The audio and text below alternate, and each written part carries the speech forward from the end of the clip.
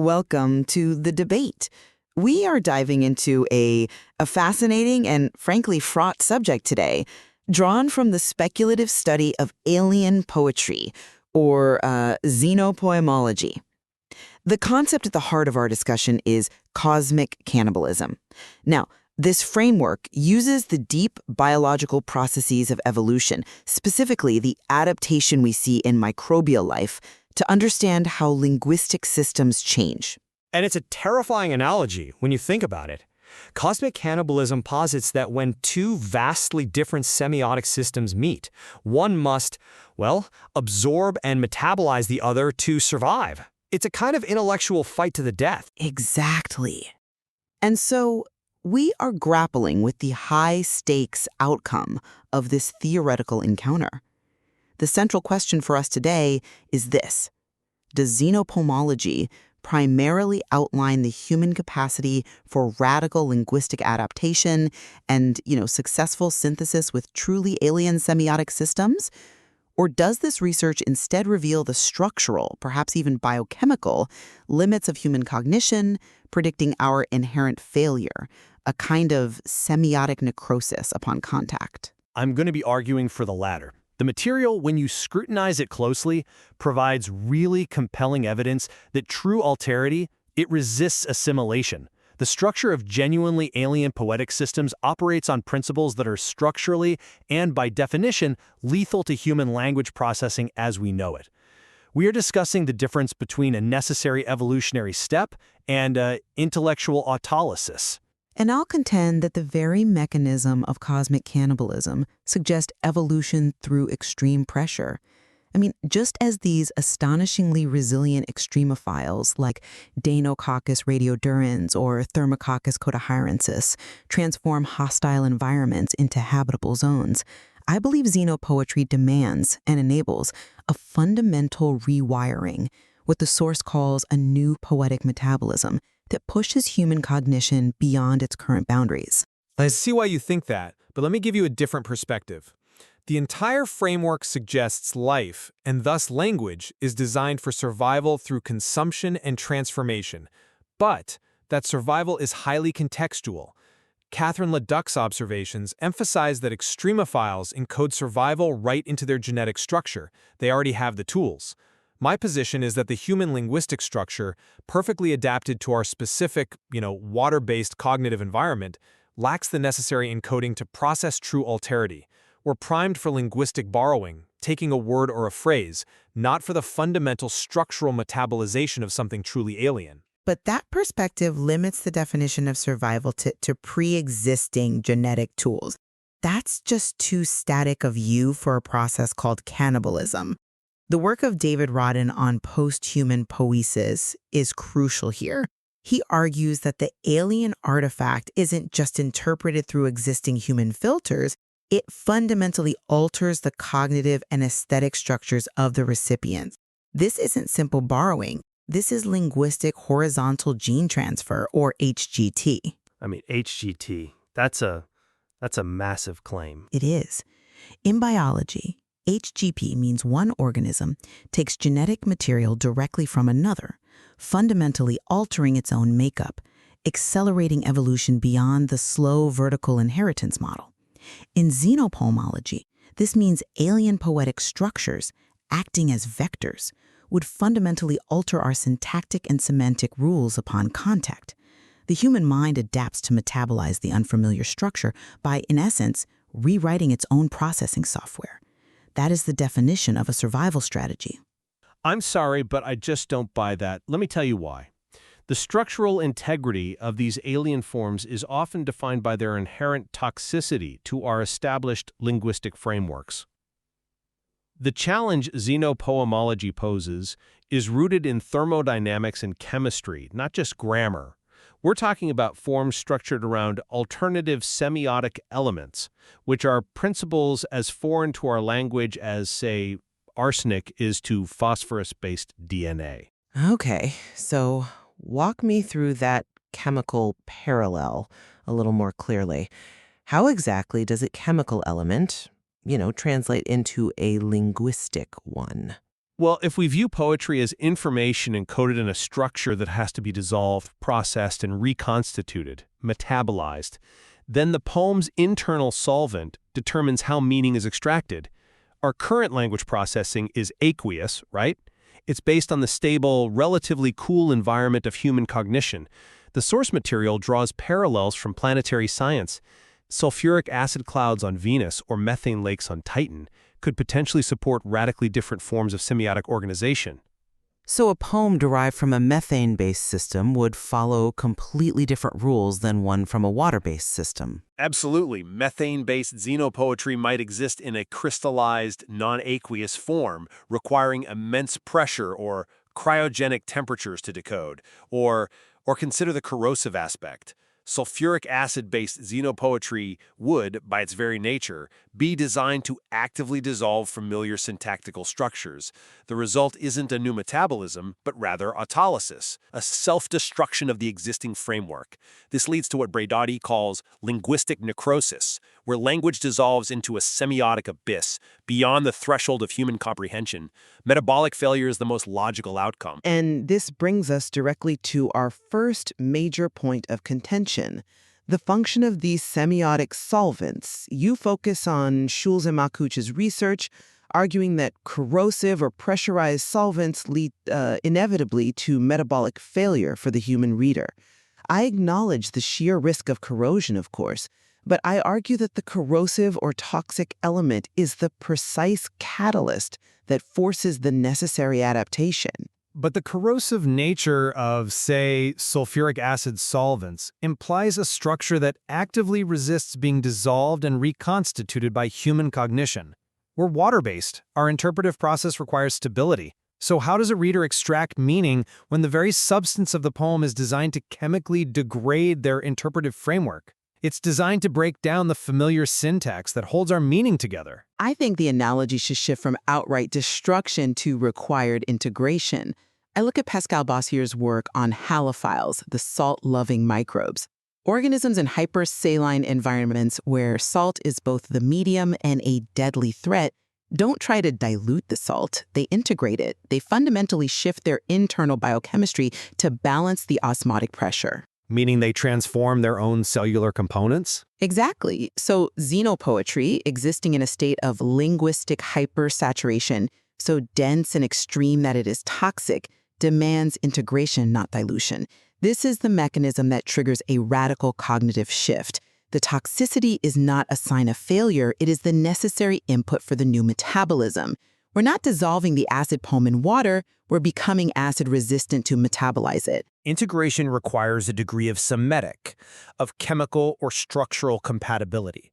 And the material consistently frames these truly alien forms as antithetical. But let's move past solvents and discuss another microbial metaphor that is central here, the meaning of dormancy and cryptobiosis. You argue that the potential for adaptation suggests the xenopoem is simply, well, waiting for us. Precisely. McAllister's work on cryobiosis, life suspended by cold or desiccation, suggests xenopoems are effectively archives of survival. They are dormant, unreadable, until the right interpretive conditions arise. This implies a profound role for the reader. The reader acts as the intellectual or sensory solvent, the rehydration or warming mechanism to reanimate the meaning. The poem's potential is fulfilled through delayed activation, a kind of linguistic thawing process. We just have to develop the tools to warm the text. That's a hopeful interpretation, but it assumes the poem wants to be rehydrated by surface life. I come at it from a different angle. Consider the work of Tullis Onstad on deep earth microbes, which exist in isolation, kilometers below the surface, far from surface ecosystems, surviving on minimal energy under enormous pressure for millions of years. And what does that suggest linguistically? It suggests deep meaning that is fundamentally detached from familiar human cultural context. These poems exist in subterranean strata. The poem isn't waiting for a little water. It's waiting for intellectual excavation under specific, possibly non-human, cultural or temporal pressures. We may have the poem in our hands, but we don't have the cognitive or cultural pressure gauge required to activate it. But the sheer survival of that archive, whether it's frozen or deep underground, is evidence of the structure's resilience and its potential to interact. If it survives, it can, theoretically, be consumed. But its survival in this model is often predicated on its isolation. It survives precisely because it has resisted conventional degradation and integration. These deep linguistic strata might require a form of geological semiotics, a set of interpretive tools that we simply haven't evolved yet. The poem's existence is secured by its detachment. That's a compelling point about isolation, though I would frame it differently.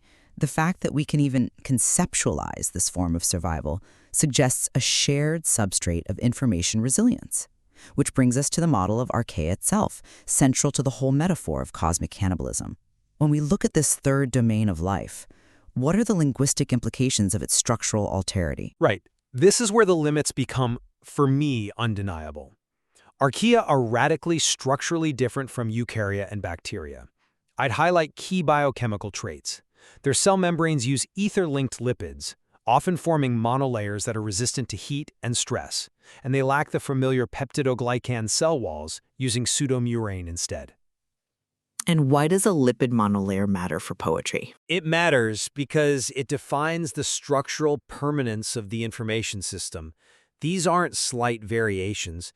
These are life forms that have functionally cannibalized conventional biological structures, morphing the familiar bacterial model into something radically foreign. Linguistically, this means xenopoetry, structured around archaea principles, operates on non-carbon-based poetics. They're resilient, sure, but that resilience is structurally incompatible with our carbon-based linguistic frameworks. We might be able to intellectually sequence their poetic rules, but we can't successfully replicate or inhabit their meaning in our own cognitive processes. The membrane is just too rigid, too different. See, I'm not convinced by that line of reasoning, because the archaea model ultimately demonstrates profound plasticity, not fundamental incompatibility. Carl Roos's discovery of archaea's separate domain showed their unique lineage, but it also showed their incredible metabolic versatility. They include methanogens, hyperthermophiles, and extreme halophiles. This demonstrates life's power to utilize any extreme element, sulfur, methane, extreme heat, for energy and survival. But the structure remains fundamentally alien. Yes, yet the genetic analysis, specifically comparing rRNA sequences, shows that archaea share a more recent common ancestor with eukarya, our domain, than with bacteria. This shared adaptable core exists despite the dramatic morphological differences. So cosmic cannibalism in this view isn't a clean separation. It's a relentless cycle of transformation where the structure can be consumed and repurposed because deep down the foundational material shares ancestry. The difference isn't annihilation of structure, but adoption into a new metabolic pathway. But that adoption comes at a profound existential cost, which brings us to the ultimate consequence: rewiring or necrosis. You emphasize the idea of toxicity and beauty, drawing on the Wolf-Simon analogy of arsenic-based life.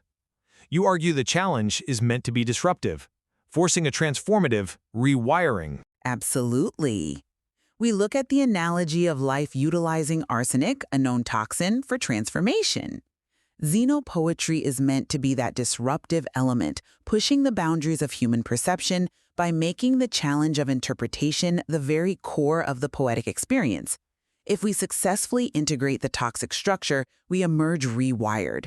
We become capable of a new, expanded form of poetic understanding, a genuinely evolved consciousness. That's a compelling vision, but have you considered the mutagenic implications on a sustained scale? We have to return to the structural limits. The material itself cites Razi Bradati's concept of language dissolving beyond the threshold of human language into a state of suspended entropy. If the arsenic analogy holds, the structure is not just disruptive, it's profoundly mutagenic and likely lethal upon sustained exposure, because it constantly substitutes a necessary component, like phosphorus in DNA, with a toxic analog, like arsenic.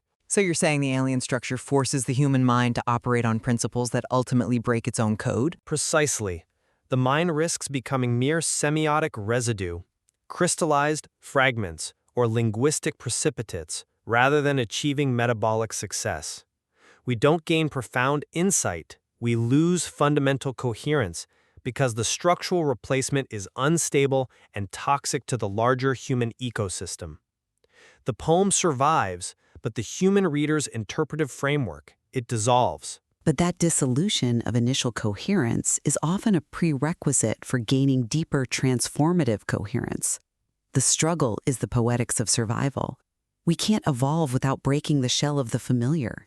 I agree that struggle is necessary, but the survival of the poem may necessitate the dissolution of the reader's existing linguistic framework to a point of no return, a point where the new state is no longer recognizably human in its cognitive output. And I still maintain that the risk is worth taking for true linguistic evolution. Perhaps, but for the bounded human cognition we're discussing, that risk is terminal.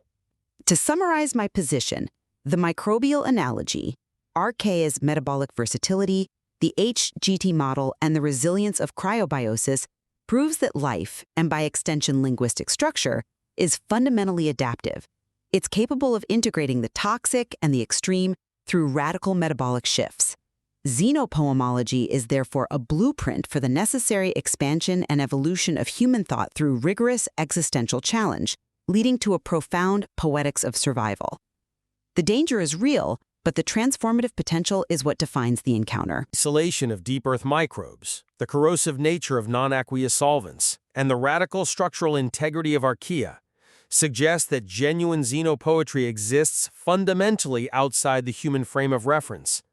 It may be an unreadable archive that demands cognitive or environmental shifts beyond our current capability, representing a form of poetic extremophilism whose survival mechanism is, ironically, its resistance to human consumption. It is destined to leave behind only semiotic residues rather than integrated meaning. So this debate really illuminates that engaging with the alien, whether biologically or poetically structured, is a high-stakes endeavor. It promises either fundamental cognitive transformation or intellectual dissolution. Indeed, the source material provides robust evidence for two radically divergent outcomes, either a profound cognitive transformation through the successful mechanism of cosmic cannibalism, or the ultimate dissolution of human meaning upon confronting absolute semiotic alterity. The ultimate outcome, as always, lies in the limits of our own semiotic resilience.